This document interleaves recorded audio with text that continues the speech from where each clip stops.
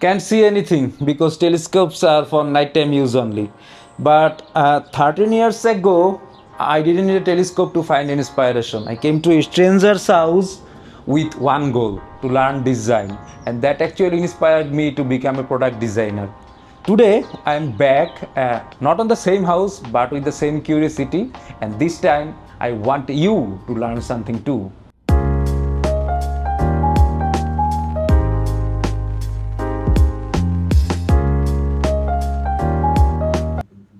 I have an interview with Firoz today. Can you make the office ready? Done. Office spotlights and office strip lights are now on. Break a leg, boss.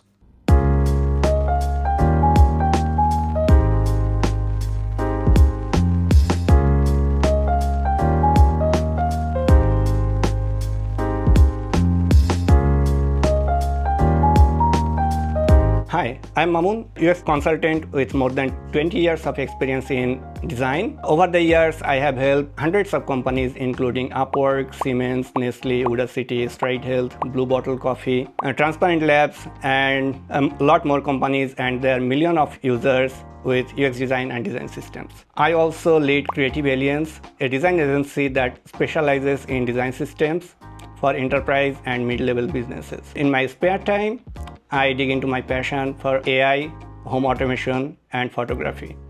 How are you? I'm good. How are you? I'm good too. So, from a small town to designing globally, what kept you going when you felt like it's out of reach? This is really a very hard question.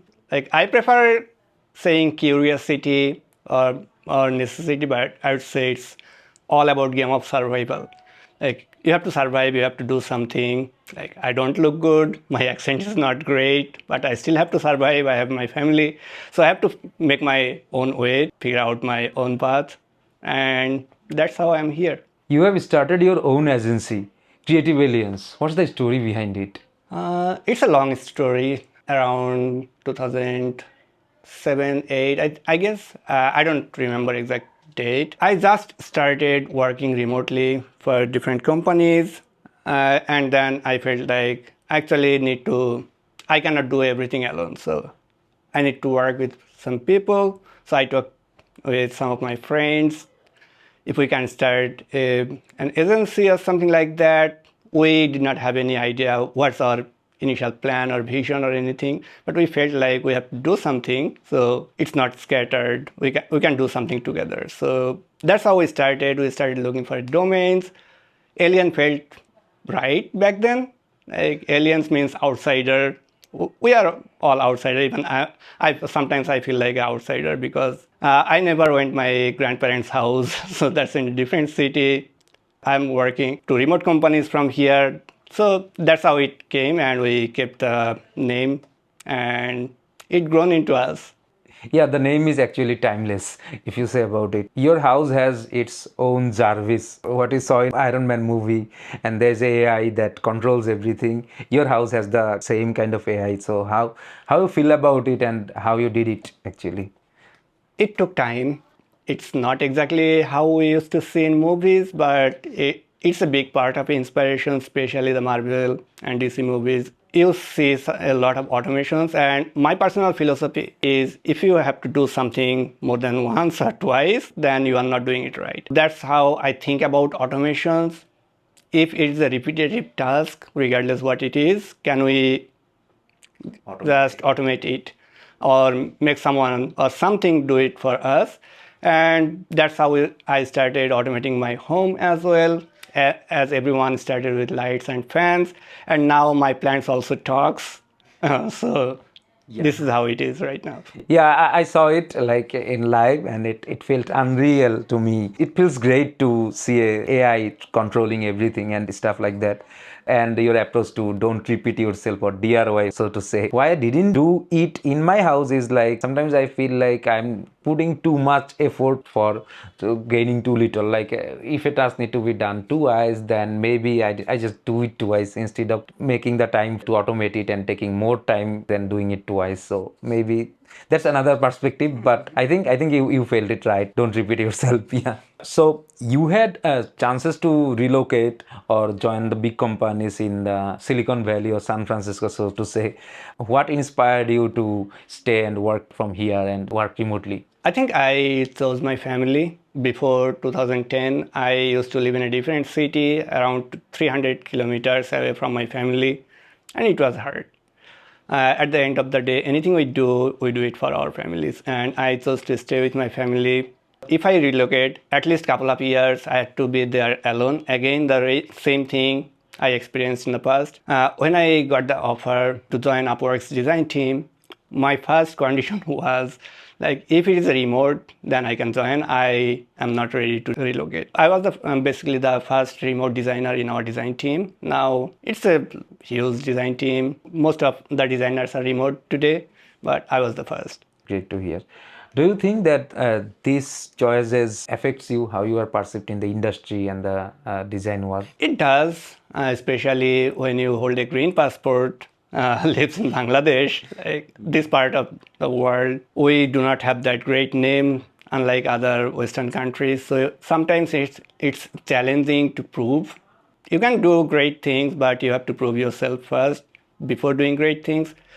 So there are some challenges for sure, but you have to just pick one versus another. You cannot get everything. And I think it works for me. Yeah, for people in countries like Bangladesh, we have to like go to their level and do a little bit more struggle to get there. But eventually we can. Yeah, we do go not there. have that luxury to just walk in and get your job. You have to prove yourself. Yeah. We often celebrate the wins, but what have been some of the toughest moments in your journey? When I started working as a designer, especially when I started remotely, because before then I worked in different companies locally. I started as a graphic designer. That was okay, but when you start working remotely, the first thing you need is internet and stable electricity. For sure, we did not have that back then. I think I was very excited when I first got my 128 kbps internet connection from BTCL. Like, it felt like a science fiction or something. That's how it was, like frequent power cuts, slow internet, and also living in a completely different time zone, because most of the people I work with are in other part of the world. Also, we are still having some struggle with payment gateways, because if you hire someone remotely out of Bangladesh, it's really hard to pay them, as well as if you work for someone, it's not still that very easy to bring that your money to the country. Yeah, so payment is still an issue for you.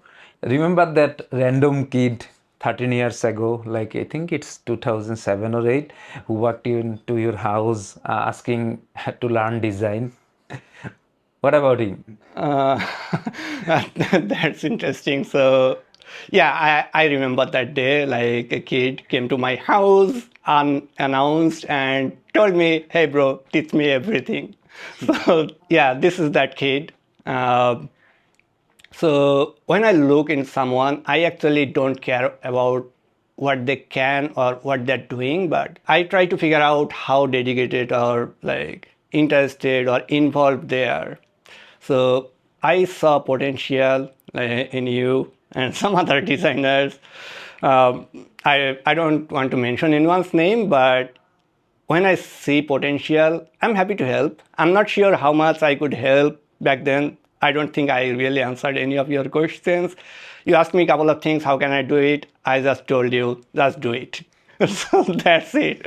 And you did it. So, and now you can tell me if that helped. Did I help you at all? Yeah, as I said in the intro, guys, that this is the first step to me becoming a designer. So this Ahmad Firoz sitting in front of you is because of him, basically. So yeah, thank you, Mamun Bhai, for helping me. You're welcome. Has your definition of design have been changed over the years. Like previously we used to design in Photoshop, now we do it in Figma. So what do you think, the definition of design has been changed or not? Definition of design changes based on perspective, because back then, if I zoom out and look back like 15 years ago, all I cared about how good it looks. I compared my design with other designers, like, okay, this one looks better than that, or I have to make it nicer, make it more flashy, colorful. But after that, I thought, okay, design is all about users, user experience design, we call it. But now my perspective is it's not about the user, it's not about how good it looks or visual, but it's all about business. Don't get me wrong there.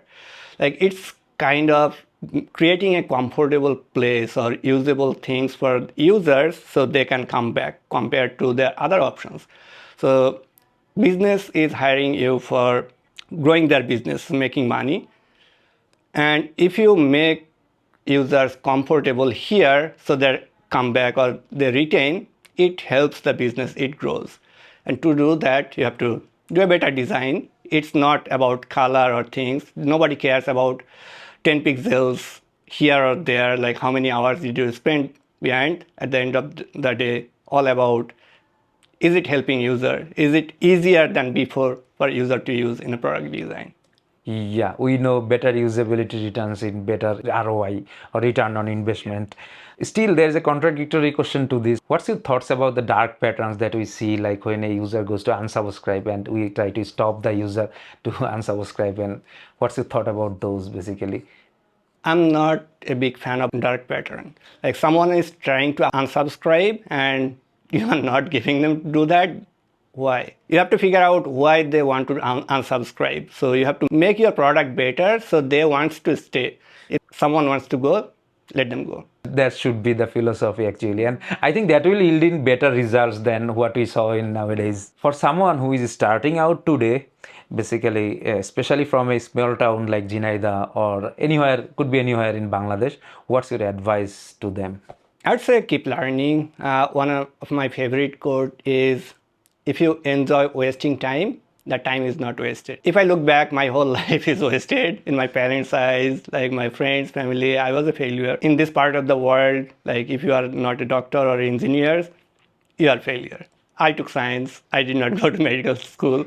I enjoyed exploring new things. When I first got my hands in the computer, I tried to do something else than others. I remember it was Macromedia Flash. Adobe later acquired that company. When I first got my hands in the Flash, I tried to create some interactive things compared to every static things in the computer. From there, I got access to Photoshop. I started designing things. I got to know about web. I tried to build some HTML pages, and then I found WordPress. I started building some websites using WordPress. That's another story. Before I started taking design professionally, I did some of sort of those things back then. At some point, I thought, okay, I need to design something, and all of these I did for myself. I wanted to explore, and that's how I found my path to career through designs. Great to hear. Kind of the same story here. I was a developer. I did spend time with robotics and stuff like that, as well as I also studied in computer science. So a lot of explorations over there, and then I found out design via wasting time. So yeah, what tools do you use regularly? Anything that you think would be helpful for other users as well?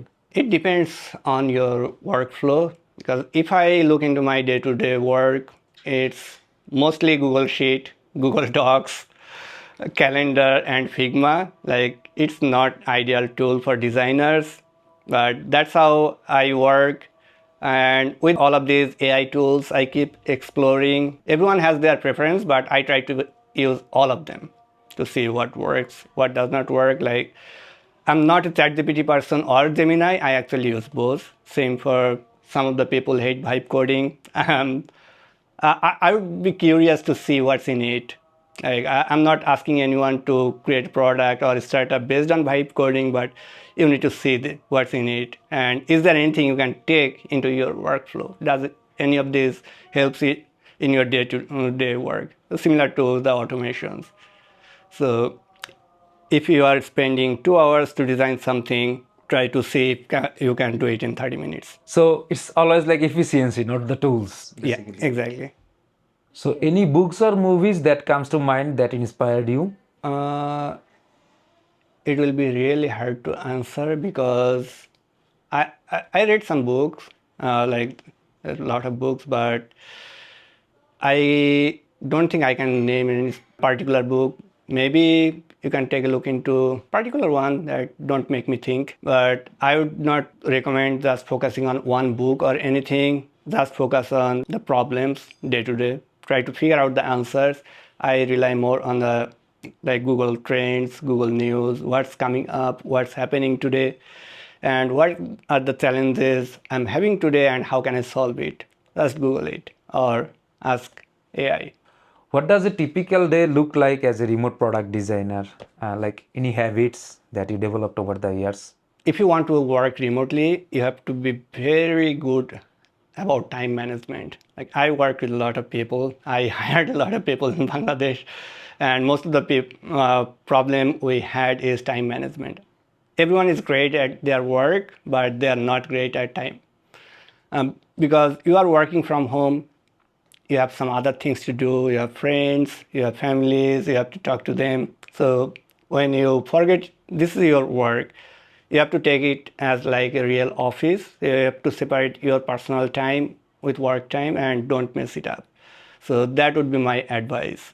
I think that applies the same for me as I am a remote worker. So, yeah, when you work remotely, maybe give importance to the time management more. It's part of the professionalism for a remote worker.